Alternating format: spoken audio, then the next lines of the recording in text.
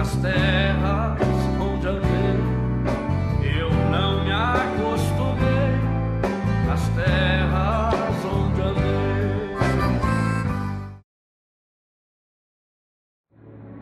Salmo 29. Quem tem a Bíblia na numeração hebraica, o 30.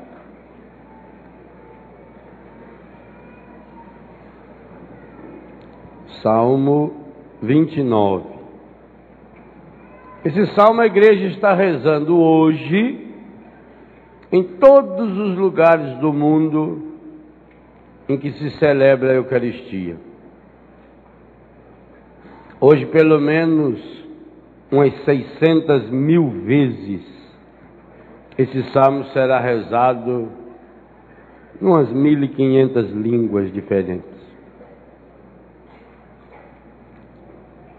Eu vos exaltarei, Senhor, porque me livrastes. Não permitistes que exultassem sobre mim meus inimigos. Eu vou ler também a tradução da liturgia do dia.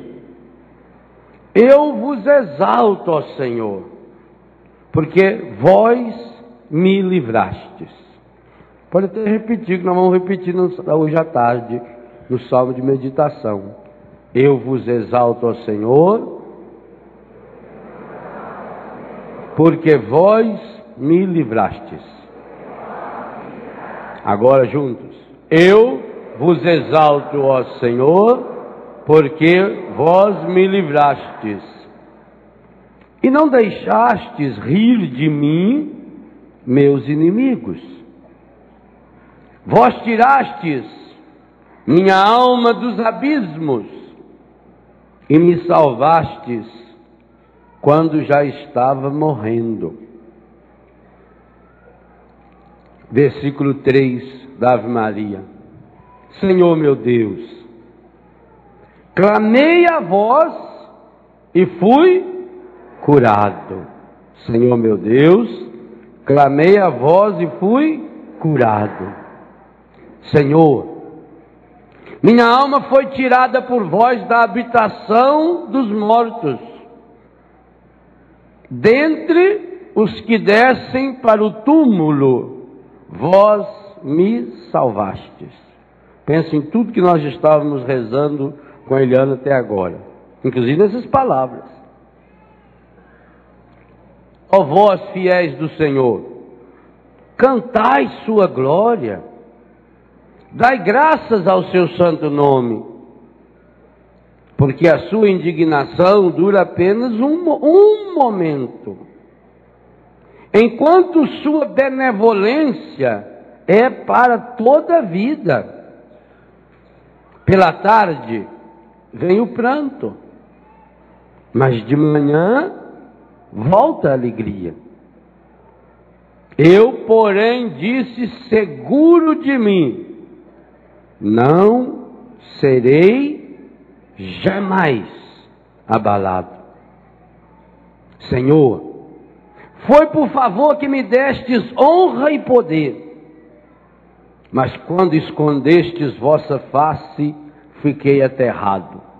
Talvez a tradução mais correta aqui seria: quando me escondi de vossa face, fiquei aterrado.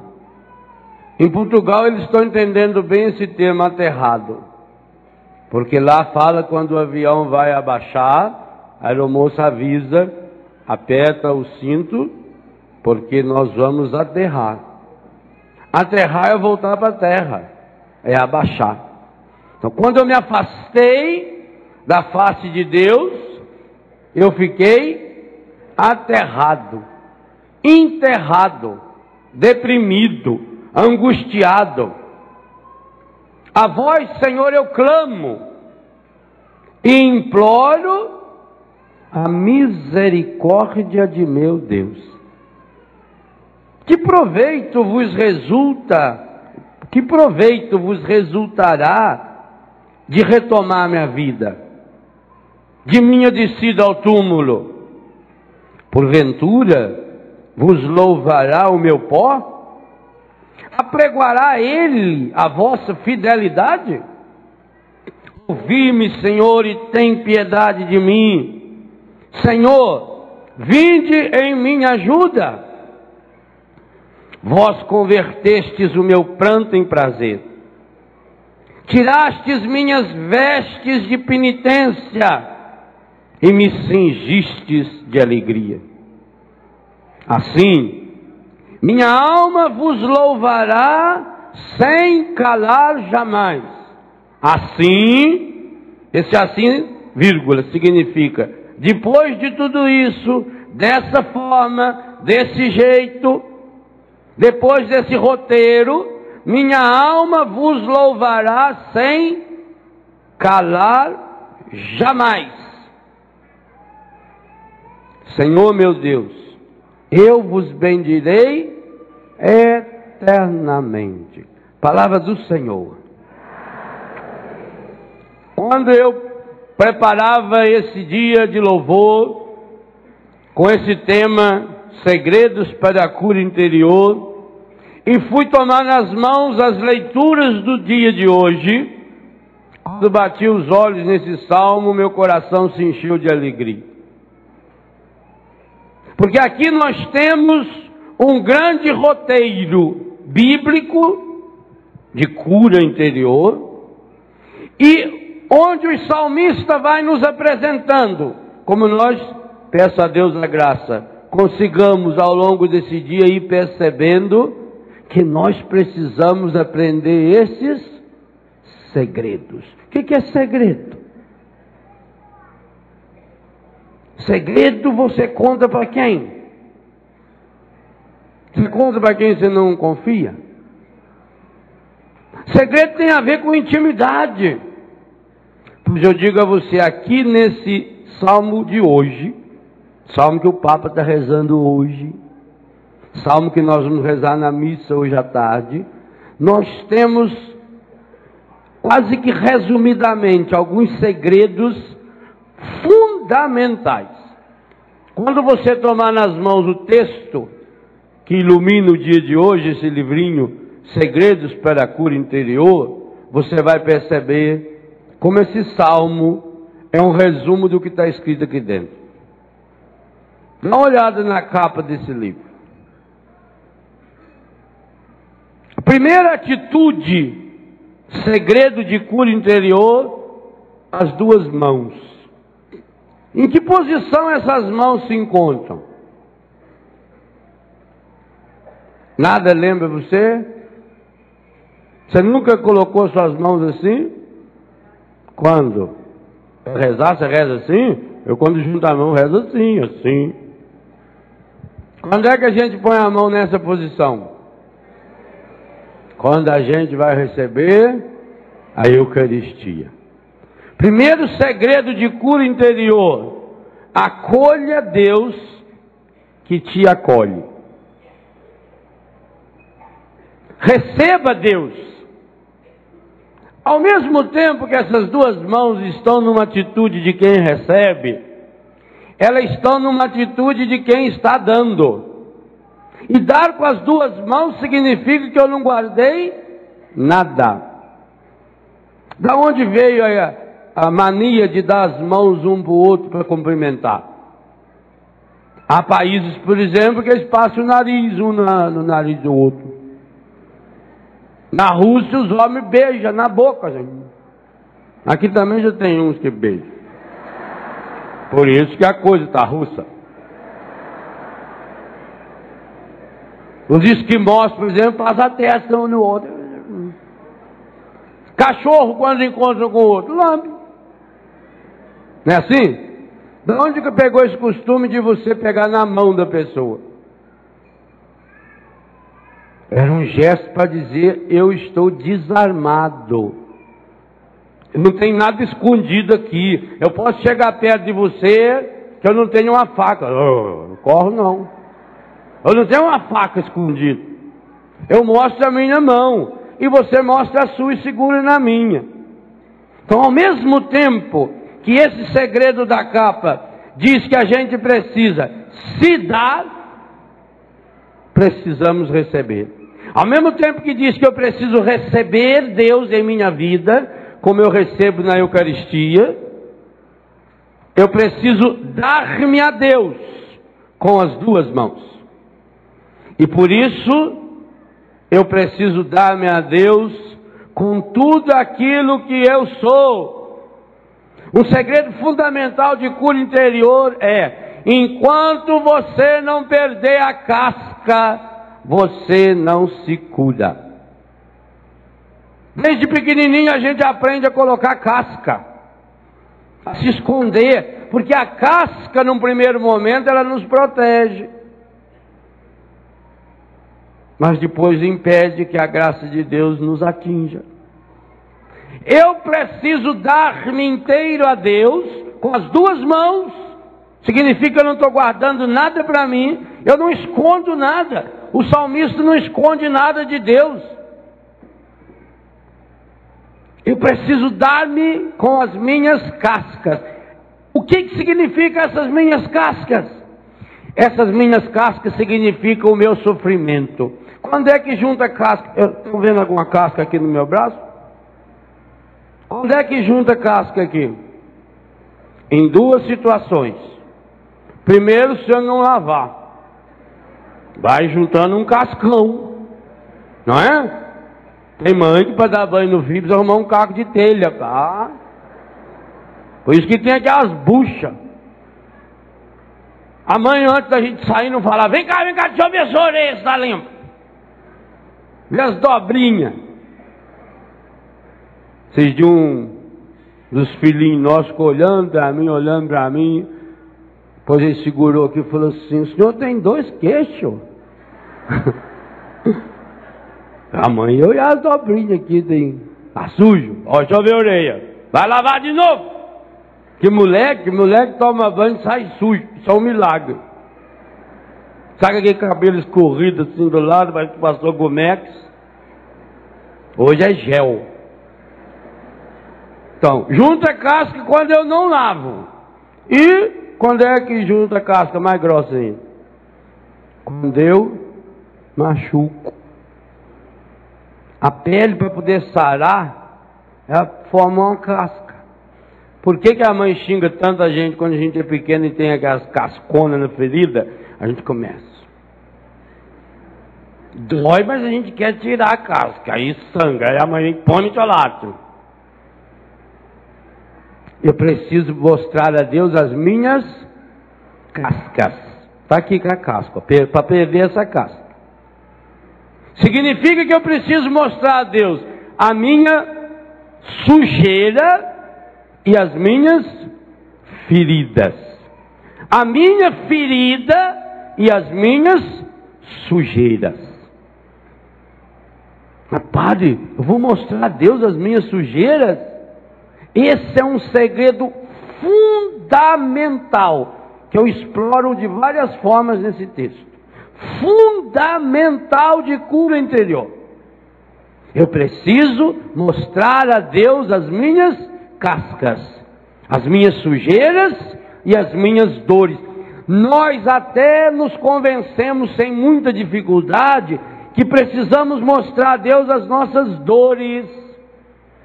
Mas a graça de Deus não tem como nos atingir, porque não mostramos também as nossas sujeiras. Por isso eu pensei nesse duplo aspecto, e por isso as duas mãos. Eu preciso acolher Deus, e essa é uma certeza fundamental. E eu até pensei, eu não sei quantas vezes eu repito nesse livro a palavra misericórdia. Talvez podia olhar no meu computador e mandar contar lá quantas vezes eu escrevi essa palavra. Eu até pensei que foi um grande sinal de Deus esse acampamento acontecer hoje, esse dia de louvor acontecer hoje. E quando eu fui meditar as leituras do dia de hoje, eu tive certeza absoluta. Os passos que nós viemos dando nesses últimos 50, 60 dias, entre quarta-feira de cinza, aliás, entre o acampamento e carnaval já. onde fomos chamados a experimentar uma verdadeira alegria. E para isso, viemos nos afunilando. A quaresma é esse tempo de afunilamento, aonde nós sabemos que se queremos fazer uma longa viagem, nós só podemos levar o essencial. Precisamos deixar as coisas estragadas, as coisas supérfluas de lado. Chegamos a um funil medonho. E aliás, esse ano nós tivemos e estamos tendo uma grande profecia. Uma profecia que está se cumprindo. Uma profecia que tem tudo a ver com Catarina Emmerich, uma mística semi-analfabeta. Uma profecia que tem tudo a ver com o Santo Sudário. Uma profecia que tem tudo a ver com o milagre de Lanciano. Uma profecia que tem tudo a ver com Santa Faustina Kowalska. E essa profecia chama-se A Paixão de Cristo, do Mel Gibson. Graças a Deus, no Brasil, essa semana deverá passar de 6 milhões de pessoas que assistiram e rezaram com esse filme. No mundo inteiro. Essa semana ele começa a ser passado em Israel. Essa semana. Eu vejo um sinal profético. Um sinal evidente. Para mim, a melhor definição desse filme, quem deu, está do nosso lado direito, Padre Jonas. Quando lá em Roma o entrevistaram, o Padre Jonas disse assim: eu entrei no cinema e saí de uma igreja. Não foi? É exatamente isso. Por que será esses sinais todos, gente? Por que será esse filme que está abalando o mundo? Esse filme mudou, e eu vi isso domingo passado, ainda atendi pessoas na Flórida, nos Estados Unidos, pessoas que vieram me falar: padre, esse filme mudou a minha vida. Porque nós estamos passando por esse afunilamento que a quaresma e a paixão de Cristo nos convida e nos conclama. E só quem passa por esse afunilamento chega na graça da ressurreição, que ao menos 3 vezes esse salmo salienta, a usar a palavra alegria, a usar a palavra cântico, a usar a palavra exultar-se, exultar em Deus. Esse roteiro que o salmista nos mostra para chegarmos à alegria, os 2 últimos capítulos do livro, na experiência da verdadeira alegria, na prática da verdadeira alegria, que precisa ser alimentada, ela precisa passar por uma trilha. E essa trilha tem um segredo fundamental, que o Espírito Santo nos fez cantar, precedendo a essa pregação. 3 coisas que o Espírito Santo nos fez cantar. Deus me ama. Deus me acolhe. Deus me abraça. Ou na ordem que nós cantamos: Deus me acolhe. O que significa acolher? Aqui, as 2 mãozinhas. Deus está pronto para me pegar inteiro. Acolher é guardar dentro. Quando a gente manda recolher, é pegar o que está fora e guardar. Quando a senhora escolhe feijão, a senhora separa o bom e o ruim. Acolher significa guardar dentro do coração. Acolher. Então, Deus me acolhe do jeito que eu sou, com as minhas cascas, com as minhas feridas. Esse é um segredo fundamental para a cura interior. Mas, meus irmãos, E eu gasto um capítulo, talvez que seja o capítulo mais longo do livro, para falar sobre isso. O grande problema nosso é que o conceito errado que nós temos de amor humano leva-nos a não experienciar o amor divino. Como o encardido não pode impedir Deus de nos amar, nada nem ninguém pode impedir Deus de nos amar. Ele faz, e aí ele tem esse poder, ele faz com que nós não nos abramos ao amor de Deus. E uma das características do amor de Deus é essa gratuidade. Deus não nos obriga. A primeira certeza que você precisa ter, que eu preciso ter, que cada um de nós precisamos ter, o primeiro segredo fundamental da cura interior: Deus me acolhe. Porque para me amar, Deus precisa me acolher. A primeira coisa que você precisa para amar é acolher a pessoa, é trazer a pessoa para dentro do seu coração. É a pessoa saber que ela pode se jogar nos seus braços. Talvez uma das coisas mais lindas que Deus tem premiado a comunidade de Betânia nesses anos todos seja exatamente essa palavra, acolher.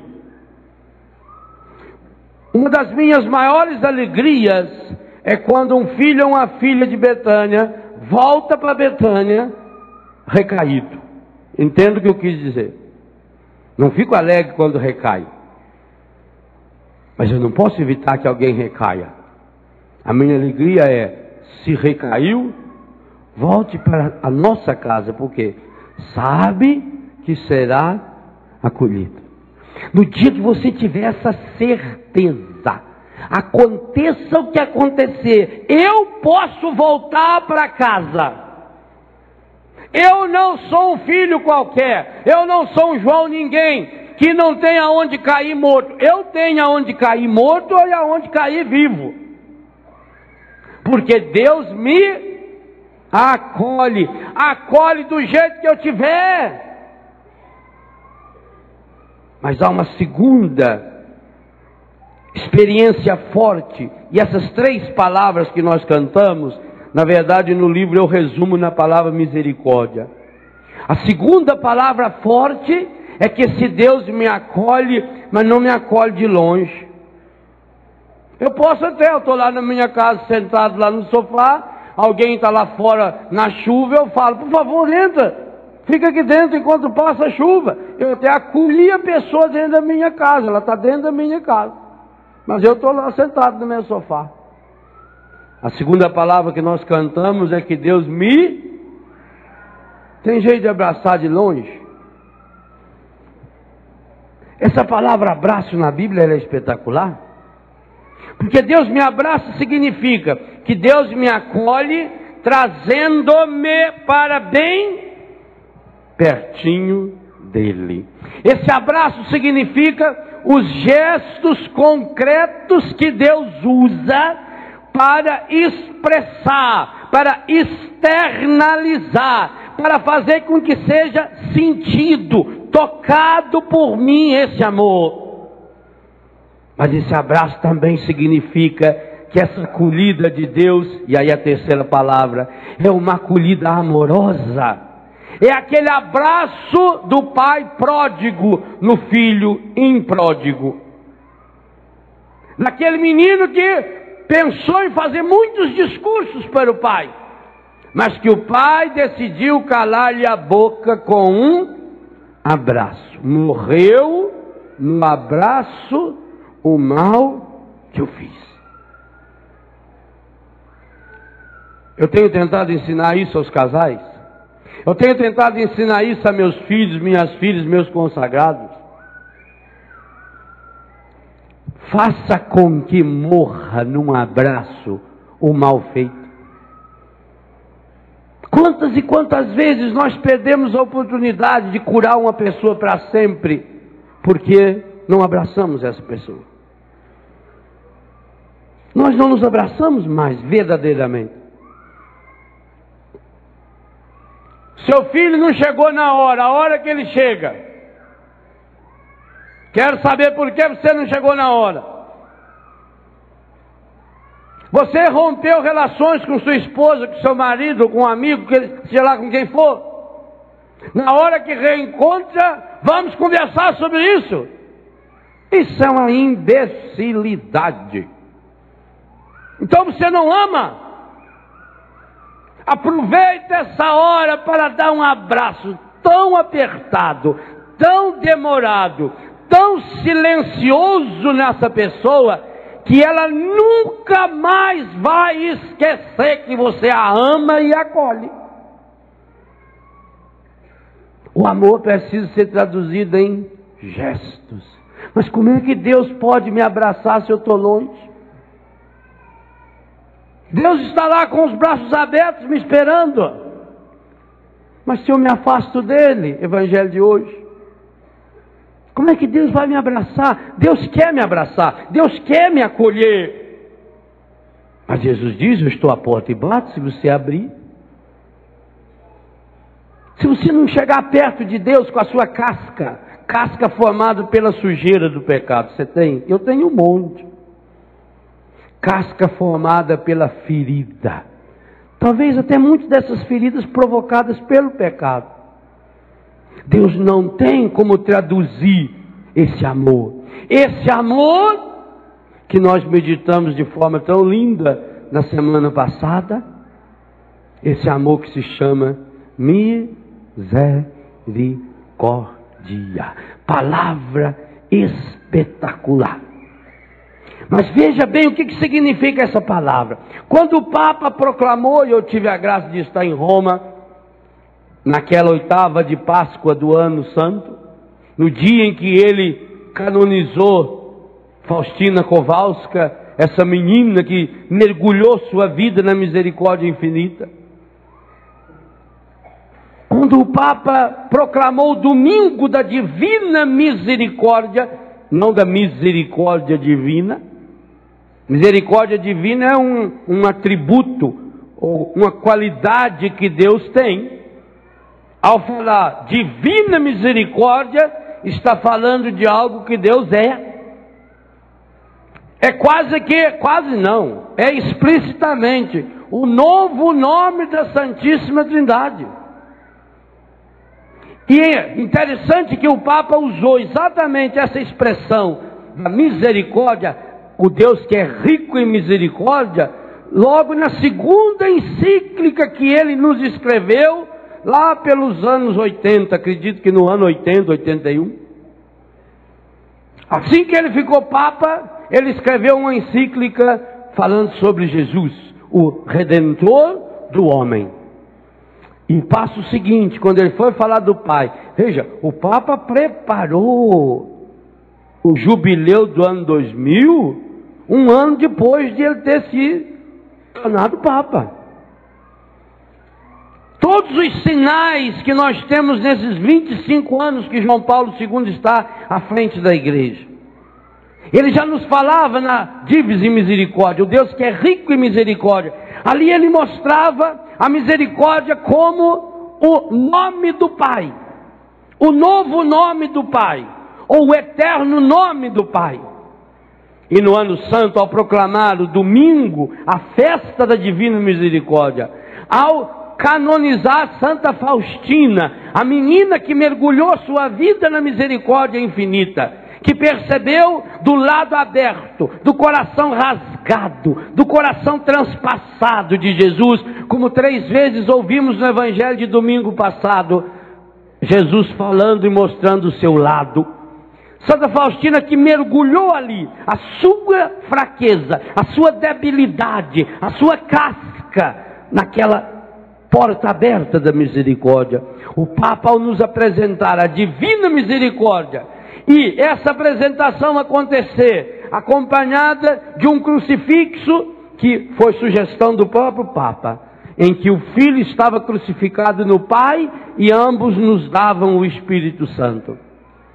Ali, João Paulo II nos convidava a um mergulho nesse Deus que é não só que tem, mas que é a própria misericórdia, a divina misericórdia. Mas que coisa impressionante, meus irmãos. Eu vou dar um exemplo bem claro para você entender. Qual é a única possibilidade nesse mundo de eu, Léo, como homem, ter um filho feito na minha carne? Única possibilidade. Se me unir a uma mulher. Fora isso, tem jeito? Não tem jeito. Impossível. Mesmo que for nesses absurdos de laboratório, vai ter que pegar o material genético masculino para se unir ao material genético feminino. A semente masculina com a semente feminina. Tem outro jeito? Não tem.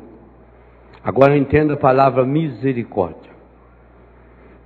Deus pode ser misericordioso sozinho? Pensa bem. Nós falamos que Deus tudo pode. Sabe que Deus pode ser, a Trindade Santa, pode ser divina misericórdia sem o ser humano? Por que não pode?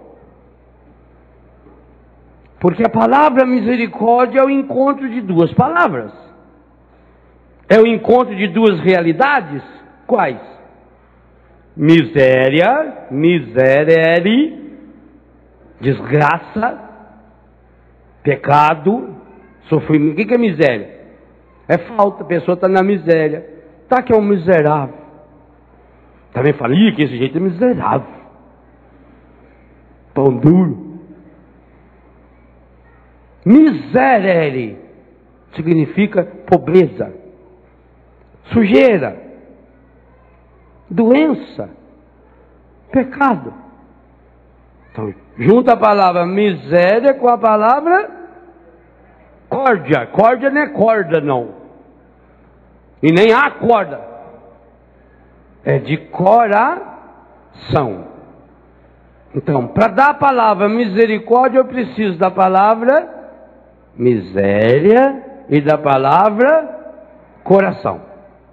Segunda coisa, ao falar da divina misericórdia, o Papa está nos ensinando, e a Bíblia muito mais do que o Papa, de que essa misericórdia em Deus, a divina misericórdia, não é uma teoria, não é só uma justa posição de palavras, e nem é a formação de uma palavra nova através de dois termos novos.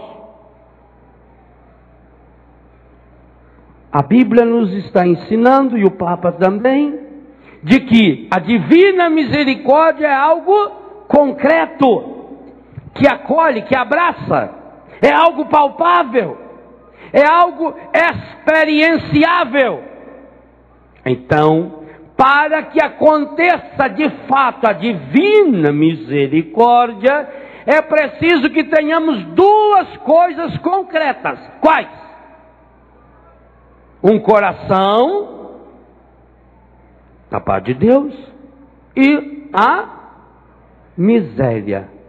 Aí vem a pergunta: Deus tem miséria? Se Deus não tem miséria, como é que Ele pode ser misericordioso? Ele não tem miséria. A não ser que você acredita que o mal venha de Deus, que a doença venha de Deus. Aí sim, para essa teologia aí barata tem. Se Deus não tem miséria, como é que Ele pode ser misericordioso?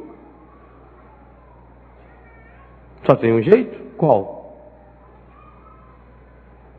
Quando o ser humano dá esse passo e oferece a sua miséria para que ela se encontre com o coração de Deus. Quando foi que isso aconteceu de forma definitiva? Na cruz. Meus irmãos, minhas irmãs, Quando Santa Faustina contemplou o coração rasgado de Cristo na cruz, ela percebeu uma coisa horripilante do lado humano. Santa Faustina teve a visão da paixão de Jesus, do sofrimento de Jesus, da flagelação de Jesus. E ela nos conta que quando ela contemplava a flagelação do Senhor, Jesus estava com as mãos amarradas, igual aparece no filme, e na visão que ela teve, uma visão espiritual, 4 soldados estavam batendo em Jesus com aquele chicote, com aquelas 3 pontas de aço. Igualzinho não, que lá deve ter sido 1% do que foi na verdade. Isso que o mundo está achando um absurdo, e lá foi 1%. Talvez 2%, não mais que isso. Ela via. E ela percebia que Jesus recebia aquelas chicoteadas terríveis, mas que Jesus não expressava tristeza no seu rosto.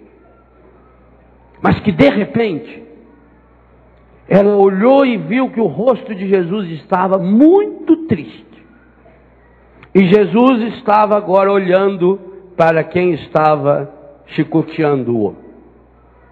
E aí não eram mais 4 soldados. Que visão medonha essa mulher teve? E o Papa canonizou.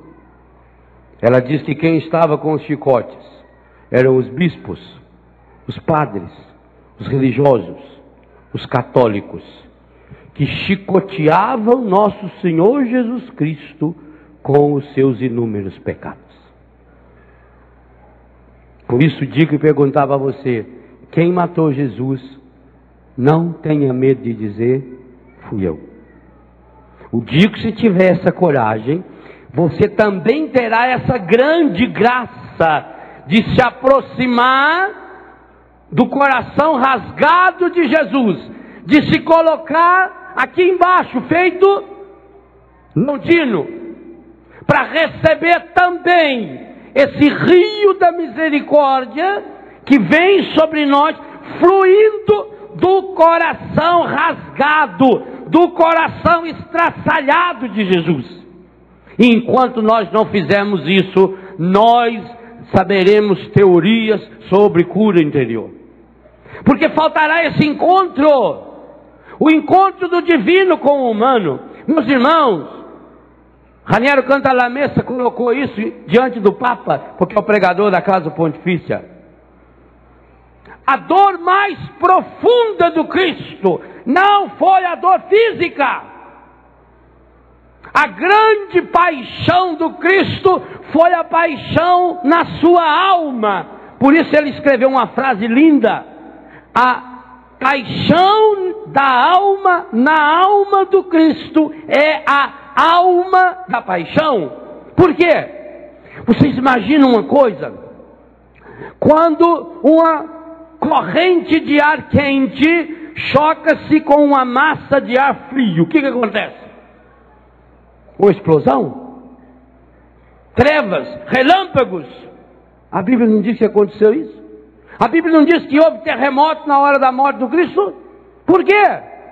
Porque o Cristo humano, Jesus ao tornar-se humano, Filipenses 2, de 6 a 11, ao assumir em tudo a condição humana, ele assumiu todo o pecado da humanidade em si. Jesus trazia toda a miséria da humanidade em si, toda, inclusive a minha e a sua, ou melhor, especialmente a minha e a sua. Jesus trazia nas suas costas, e por isso que aquilo que foi profetizado por Isaías, no capítulo 53, versículo 4 e versículo 5, no Novo Testamento vai aparecer separado em 2 momentos. Isaías 55 diz: ele tomou sobre si as nossas enfermidades. E logo em seguida diz: por suas chagas fomos curados. O Novo Testamento divide esse texto de Isaías em 2 etapas. A primeira etapa vai aparecer no capítulo 8 de São Mateus, quando Jesus cura os doentes e começam a trazer doentes endemoniados para ele. Isaías é repetido, o versículo 4 do capítulo 55, no capítulo 8 de Mateus. Ele tomou sobre si as nossas enfermidades. Enquanto ele era vivo, ele foi passando pelo mundo e tomando sobre si e pegando para si as nossas enfermidades. Vocês sabem muito bem que um problema sério dos hospitais é onde colocar o lixo hospitalar. Imagine que eu tenho um tumor maligno aqui na minha perna, e eu vou no hospital, eles cortam em volta e arrancam esse tumor maligno. Tirou de mim, e agora vai para onde? Manda enterrar? Enterra, vai para a água, a pessoa... É um problema sério. Quando Jesus tirava a doença de alguém, para onde ele mandava essa doença? Para o ar? Para onde? Quando Jesus curava um paralítico, para onde ia a paralisia que tinha paralisado a pessoa? Quando Jesus curava um leproso, ele tirava a lepra da pessoa. Para onde mandava essa lepra? Ele enterrava? Jogava por ar? Para onde ele levava essa lepra? São Mateus vai dizer no capítulo 8, ele tomou sobre, ele foi pegando para ele. Que coisa espetacular! Que amor é esse? Cada doente que Jesus, e ainda hoje, cada doente que Jesus vai curando, ele vai tomando sobre si. Por isso que cada Eucaristia é celebração do mistério pascal do Cristo. E celebrar o mistério pascal do Cristo significa celebrar a sua morte, a sua ressurreição e a sua glorificação. Esse grande período que a igreja está vivendo agora. Por isso, esse dia de louvor tinha que acontecer hoje. Depois da festa da misericórdia, depois da Páscoa, caminhando para Pentecostes, no coração do mistério pascal nós estamos vivendo. Já quase que nos preparando ansiosamente para a última etapa do mistério pascal, que é o derramamento do Espírito em Pentecostes. Jesus foi passando pelo mundo e foi tomando sobre si as nossas enfermidades.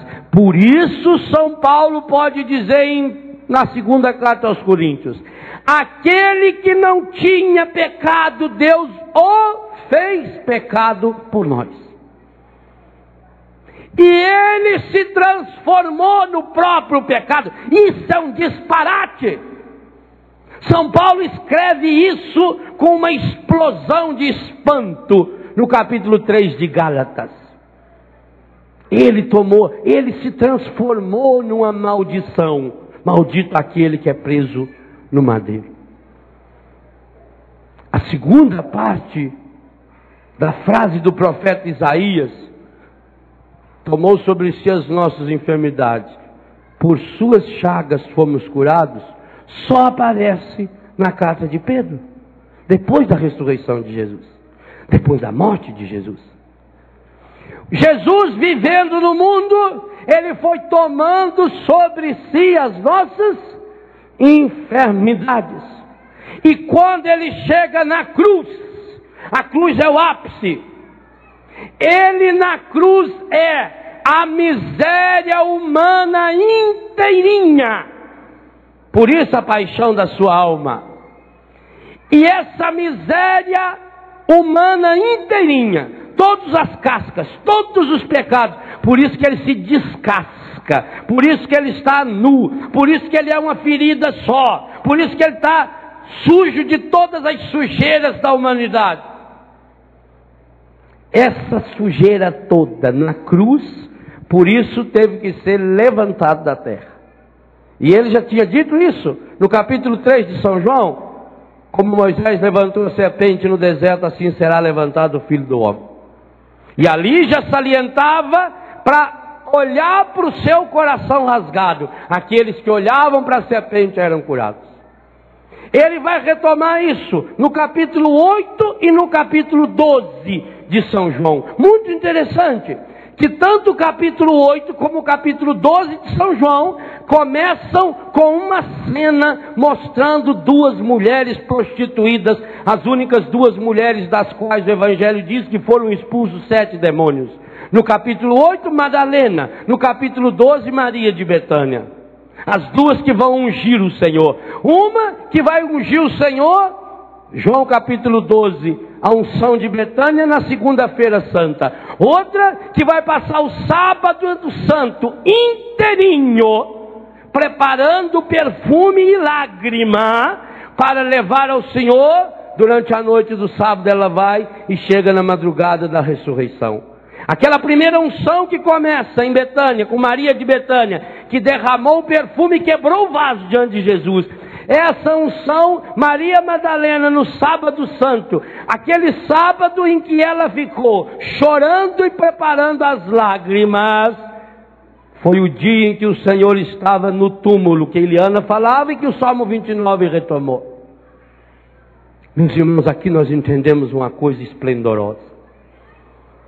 Se para salvar o ser humano que está aterrado nesse chão, Jesus tornou-se humano, com um corpo humano, com uma vontade humana, com as limitações humanas, para salvar aqueles que já estavam abaixo dessa terra, para salvar aqueles que já tinham morrido.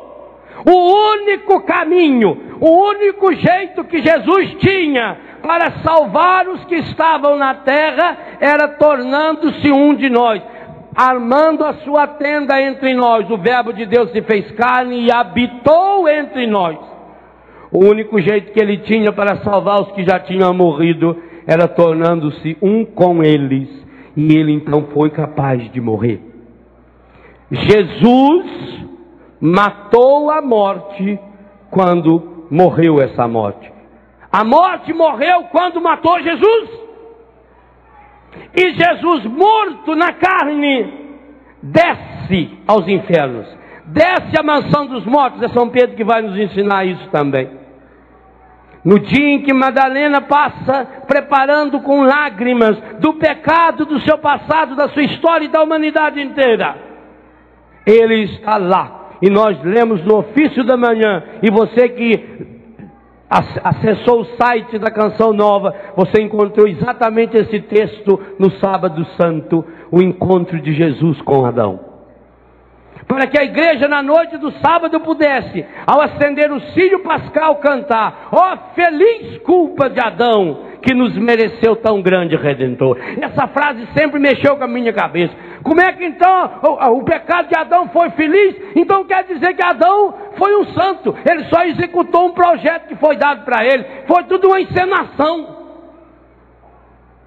Com o tempo eu fui descobrir. A igreja só fala, ó feliz culpa de Adão, a partir da redenção oferecida e operada por Jesus. É uma releitura, e aqui está um segredo importante que eu vou explorar no dia de hoje, para a graça de cada um de nós chegarmos a experienciar a cura interior.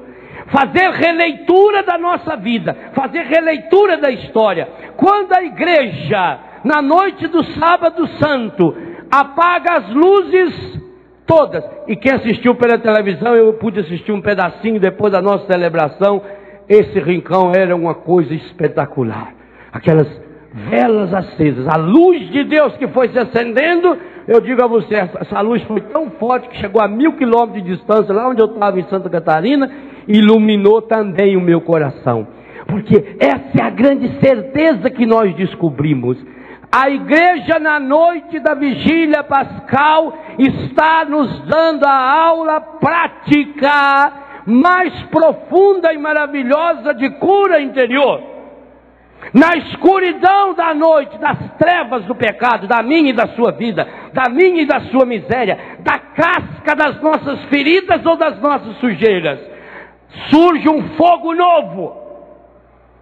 Esse fogo novo abençoado, o círio pascal, a certeza concreta, visível, feita de cera virgem da abelha, de que esse Senhor, princípio e fim, alfa, ômega, está agindo, a Ele a eternidade, a glória, aqui no ano de 1990, no ano de 1850, no ano de 1220, no ano de 2004, como nós vemos em todas as igrejas do mundo inteiro. A data é nesse ano, é esse hoje de Deus. Hoje não fecheis o vosso coração. Hoje é o grande hoje com H de Deus.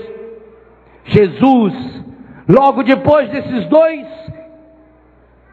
sinais do pecado humano, capítulo 8 e capítulo 12 de São João, ele nos chama a atenção para esse momento da cruz. João 8, 28, e quando eu for levantado da terra, então sabereis quem eu sou. João 12, 32, e quando eu for levantado da terra, eu atrairei todos a mim. Aqui nós entendemos por que Jesus precisou ser levantado da terra, porque ele não morreu na terra, porque ele não morreu em contato com a terra, porque ele foi levantado, e ele disse, repito 3 vezes, João 3,14, 8, 28, 12, 32, que ele seria levantado, que ele sairia desse chão, embora a cruz estivesse cravada nesse chão, porque já estava acontecendo ali a redenção, já estava acontecendo ali a exaltação do Senhor. Para São João o Espírito Santo foi dado quando Jesus deu o seu Espírito, e o grande sinal que nós temos nisso é a pessoa de Nossa Senhora, a mestra da cura interior. Aqui eu reservei um capítulo especial nesse livro, Segredos da Cura Interior. Maria está de pé aos pés da cruz. Ah, que coisa espetacular. Gente, eu quase que entro num delírio espiritual quando fico meditando isso. Quando o anjo chegou para Maria e a saudou, como é que ele saudou Maria? Ele falou o nome dela. Por que ele não falou o nome dela? Será que ele não sabia o nome dela? Me arruma um paninho aqui que eu estou derretendo já. Ele não sabia o nome dela? Será possível que esse anjo ia fazer uma viagem tão longa, chegar lá em Nazaré e não ia saber o nome dela? Que anjo mais sem educação, que chega e não fala nem o nome da dona? Quando ele chegou, ele falou o que para ela?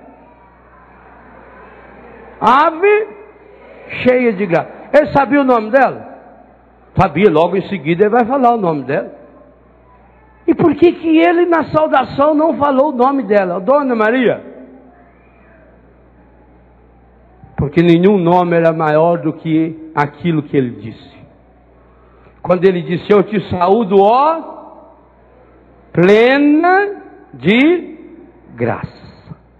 Esse é o nome que Deus escolheu para Maria.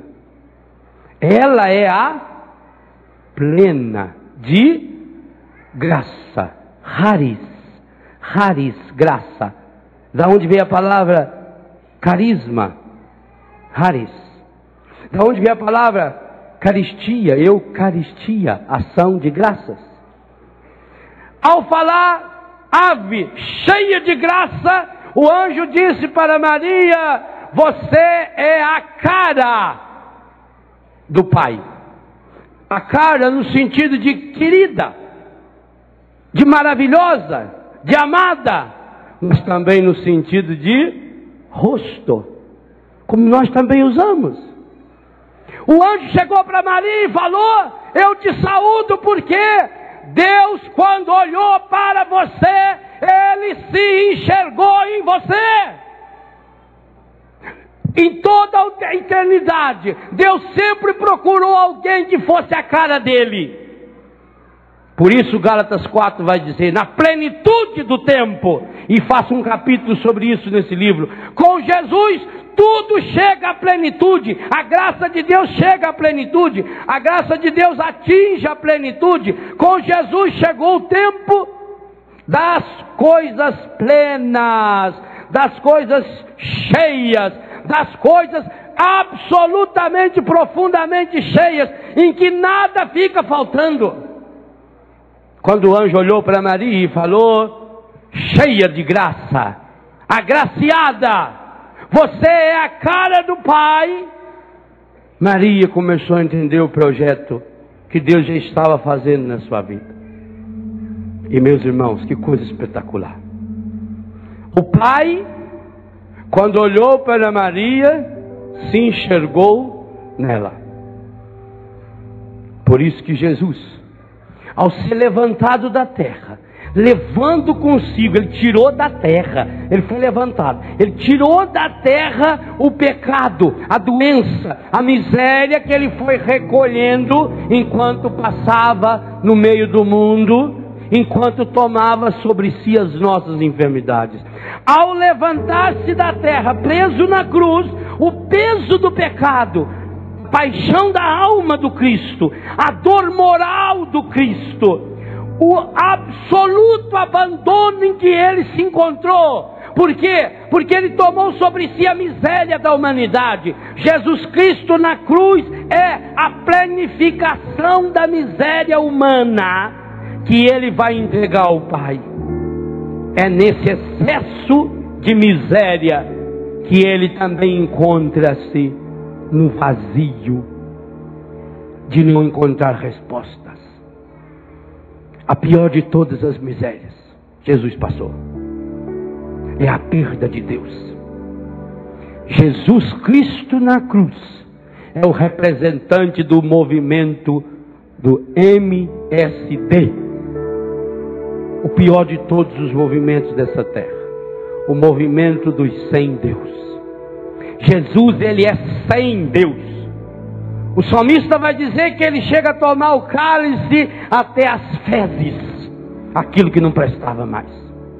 Nessa hora em que ele está num completo abandono, em que ele inclusive reclama para o Pai: meu Deus,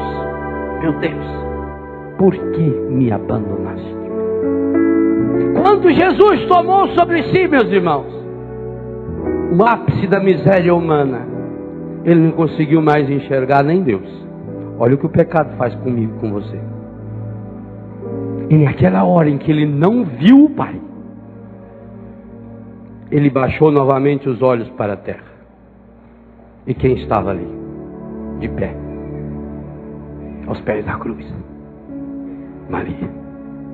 E quando Jesus olhou para o rosto de Maria, a sua mãe, ele viu a mesma coisa que o Pai tinha visto.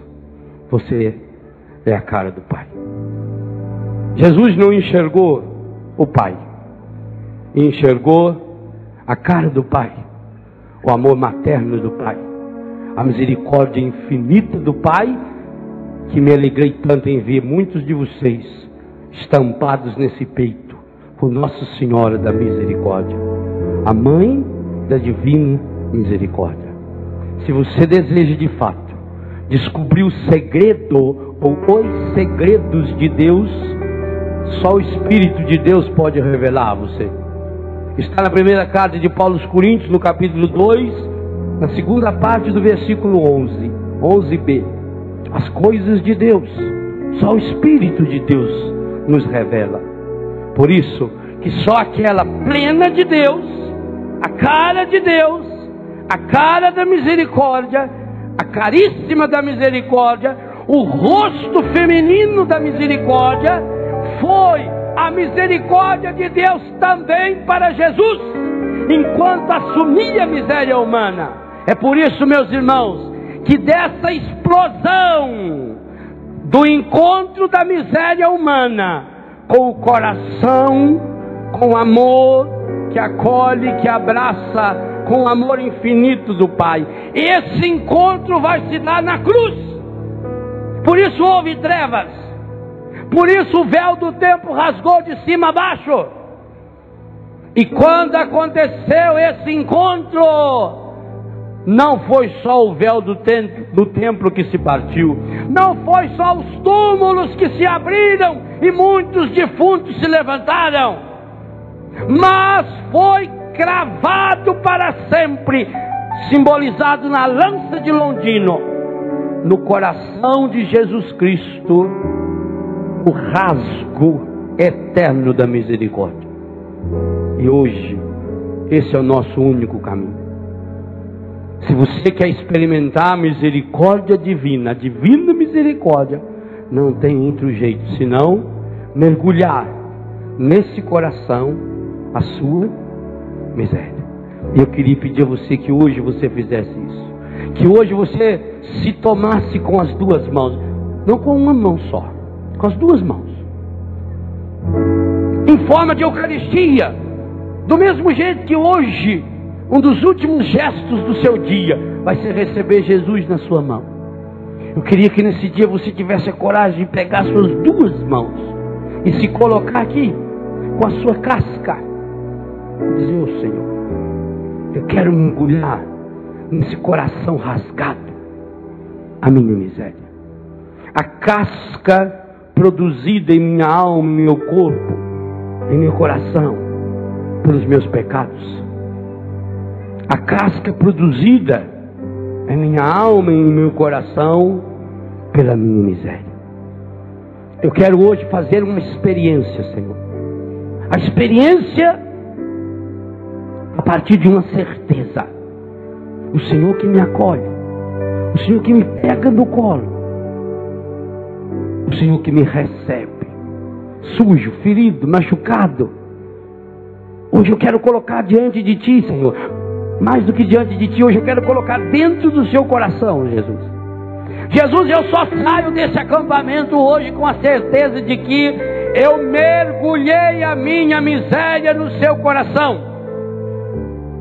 Esse segredo de Deus, que o Senhor foi capaz de morrer na cruz para não-lo revelar, hoje eu preciso, eu necessito experienciá-lo.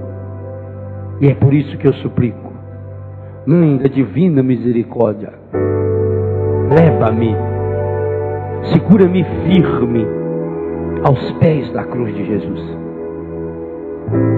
Mãe da doçura infinita que é a misericórdia, faça com que eu esteja aí, de pé. Levanta-me dos sepulcros e dos túmulos nos quais meu pecado, minha miséria, minha sujeira, minhas doenças foram me envolvendo. Hoje eu quero tirar essa casca e quero me dar. Eu estou aqui, Senhor. Eu não estou aqui por acaso, Senhor. Eu sei que o Senhor reservou no calendário do seu coração esse dia de hoje para ser marco da minha vida, marco na minha história. É por isso que o Senhor me trouxe nesse santuário da misericórdia. Eu não me acostumei